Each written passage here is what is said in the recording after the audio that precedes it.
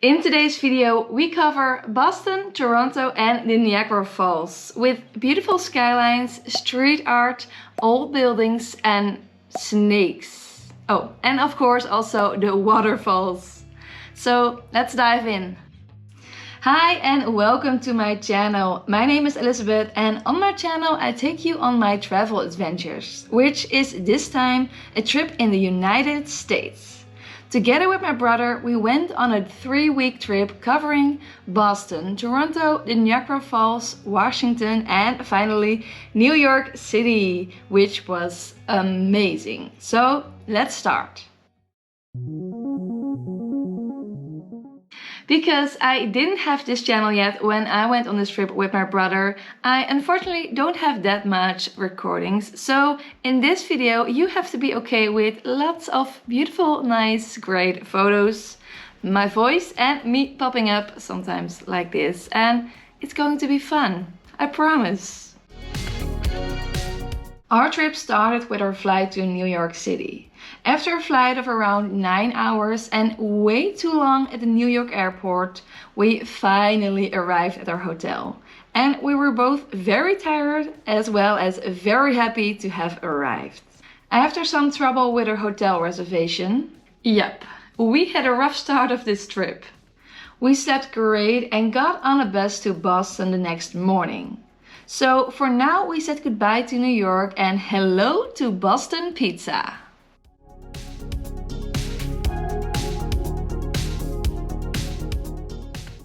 After wandering around a bit in the area of our hostel, we decided to walk the Freedom Trail. This trail is 4 kilometers long and passes by 16 sites of national historic importance to Boston. The route is marked by red bricks and these signs, which makes it super easy to follow. Besides these beautiful historic buildings, this route also allows you to get to know the vibe of the city center with amazing modern architecture as well as street art like this.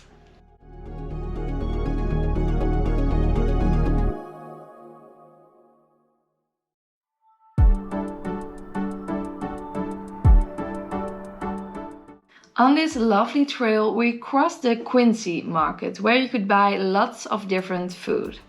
After walking around here and finishing our shared meal, we went back to the trail. Well, at least we tried.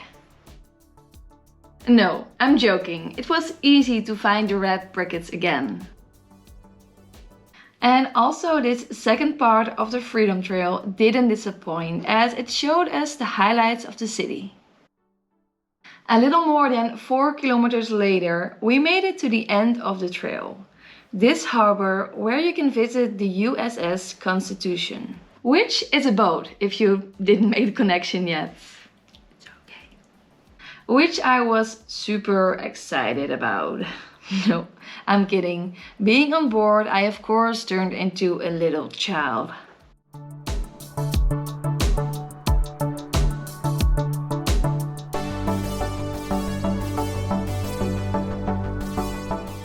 Walking back to the starting point of the route, we found ourselves back at the fountain where we started our day with pizza. To cool down a bit with this cute squirrel because it was so hot. Which leads us to a short review of this trail. Well, I would definitely recommend walking this trail if you are able to.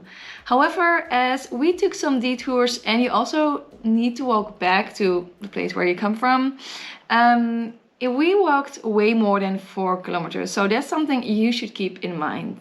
Another thing you have to keep in mind is the temperature, because when we were there, it was really hot. So everything becomes more hard in a hot temperature, of course.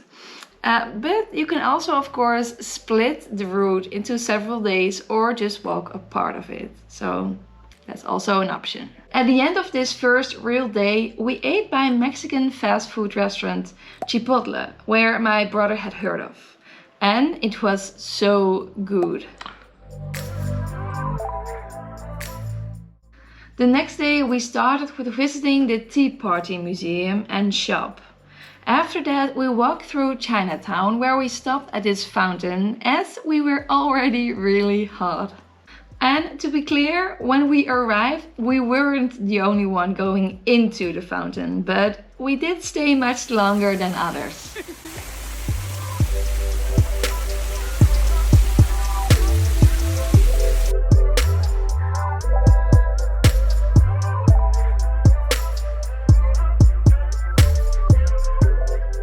Next was Copley Square, where we visited one of the many churches. But already the square itself was really cozy and nice to hang out. And to have a snack break.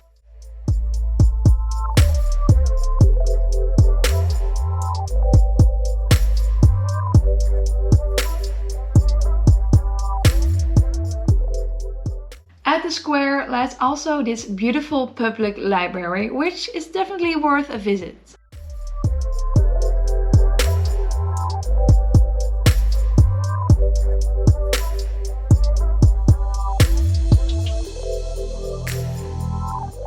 After we wandered over the market, we went to the Fenway Park, home of the Boston Red Sox. And as there was a game that day, there was a good vibe over there. And again we found this street art and the smallest store of Boston, I guess.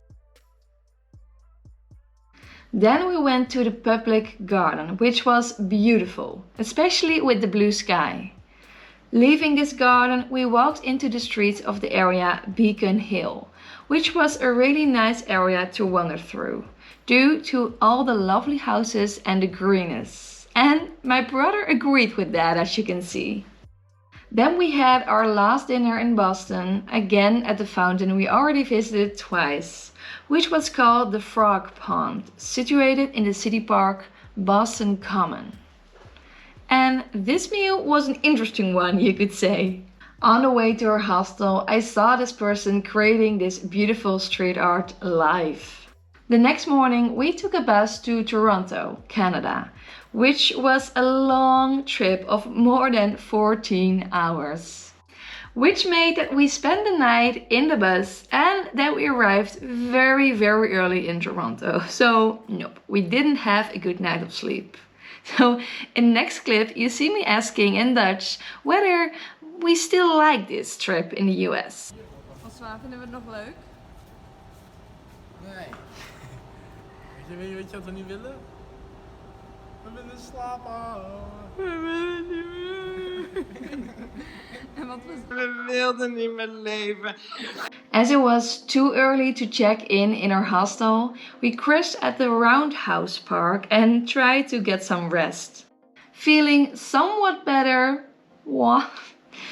we decided to explore the city, which led us to the Nathan Phillips Square, where we hang out for a bit.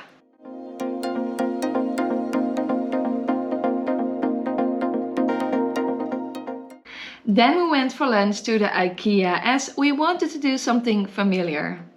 However, we didn't know that in a lot of countries the IKEA only serves mashed potatoes. Mashed potatoes.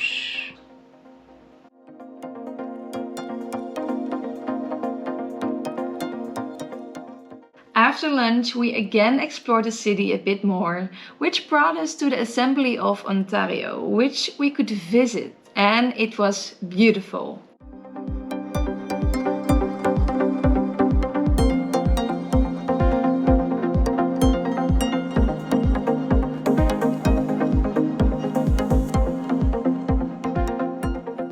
However tiring, this day in Toronto was quite a relaxed one, which we couldn't say about the next day. My brother wanted to start the day with walking all the way to Tommy Thompson Park, as he read that from there you have a beautiful view of the skyline of Toronto. Arriving there, we however saw this board.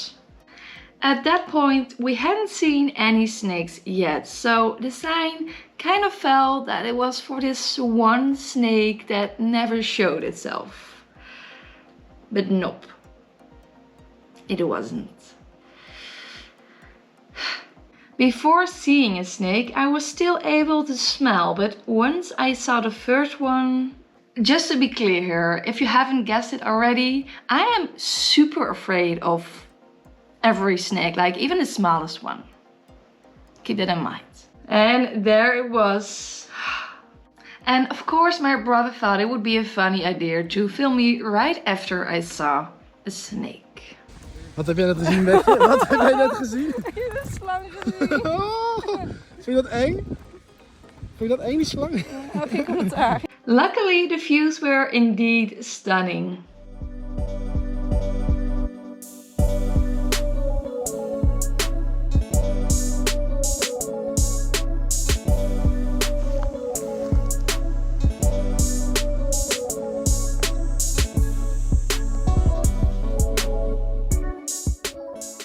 After seeing the third snake, yep, we already saw a second snake, but we were too late with filming it. Which kind of means that my brother was too late because I wasn't even able to hold my phone properly. I was so stressed out and could only smile for the camera when I was on a bridge like I was here. My brother, however, thought he hadn't seen enough snakes yet, so he went off-road to take some more photos. Which meant that he left me alone. After spending way too long on this snake island, we finally went back to the city center. I definitely should have taken this sign more seriously. The next stop was Ward's Island, for which we took a boat. Arriving there, you could say that the views of the skyline were also amazing, as the island was right in front of the snake island we just visited. Well, to prevent confusion, this, what I call Snake Island, was not even the real Snake Island, as they literally called an island Snake Island, which we luckily didn't visit. And luckily I didn't see any snakes at Ward's Island. And to cool down, we got an ice cream. We deserved it. Back on the main island, it was time to visit the CN Tower, which we were very excited for.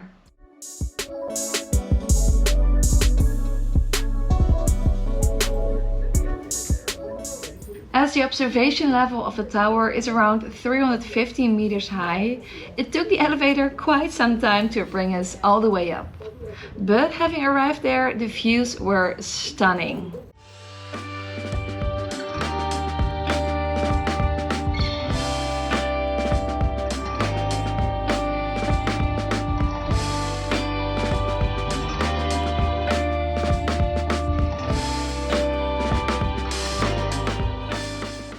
Having spent some time up in the air, we went down, played the tourist a bit more and took the metro to Casa Loma. This castle is a beautiful spot to go with sunset, as we did. We however couldn't go inside as there's a fancy restaurant inside the castle. After we took some photos, we went back to the center, which had now a totally different vibe. And then we got dinner. The next day it was time to go to our next destination, the Niagara Falls, which we were looking forward to so much. This trip didn't take too long, so we arrived early. Walking to our hotel, we crossed the city center and walked past this massive casino. Once we dropped our stuff at our place, we went directly to the falls. And there they were. And of course, we did take lots of photos and videos. I felt I could watch these waterfalls forever, as they were, despite of the noise and all the tourists, so calming.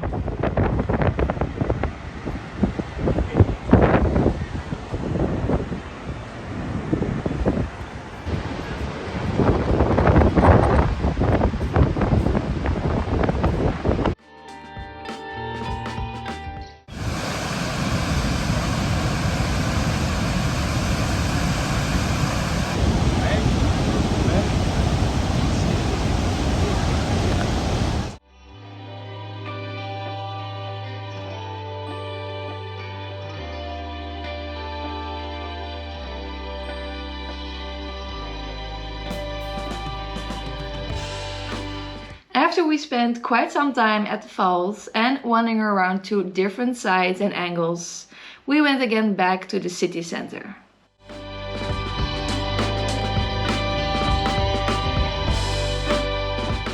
This center could be described best as a sort of open amusement park with all kinds of attractions and restaurants. Back at the hotel, it was time to relax for a bit. Having chilled for a bit, we went back to the waterfalls to see how they look when it's dark. And we were surprised by these colorful lights. But of course first, we had to cross the amusement center.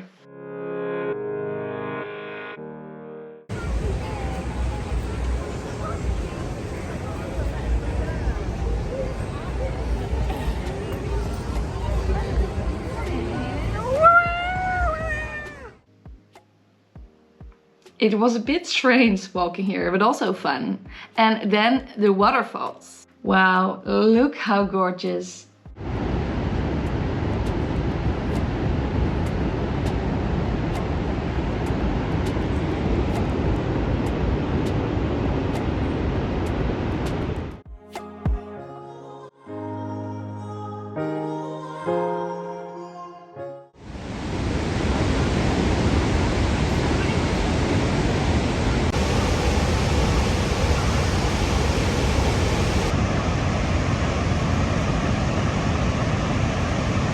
After we felt like we had seen all the possible colors at least once, we went back to the hotel. And the next day it was already time to take the bus to Washington. This bus departed from the US side of the falls, so we crossed the border from Canada to the US in the morning. And of course, some photos had to be taken on this side as well.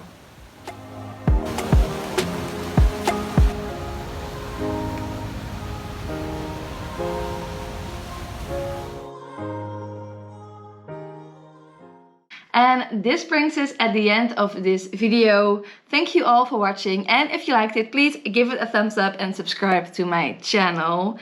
In the next part of this trip, we're going to Washington and move on to New York City. So, see you in the next one.